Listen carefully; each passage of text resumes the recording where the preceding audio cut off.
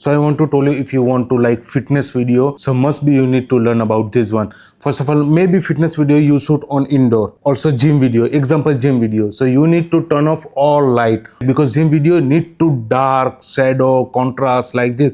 So it's like tough. And second way, need to light technique always on top. You can show background light little bit like particle light, rim light, everything, but must be need to show up light because of body, muscular and physics like this. Top light is very well. So need to this one top light and dark background, turn off all gym light, and shooting always 60 fps, 60 and 120 fps. Don't shoot 25 fps because too much motion is the punching motion, all hand movement like quickly, fast. So that's why you need to 60 frames per second, and otherwise 120 is very good, like slow motion, depth like this. And also use like smoke machine need to very good. You can shoot on any gym video like as a cinematic technique you can use, and very well automatically your video becomes cinematic.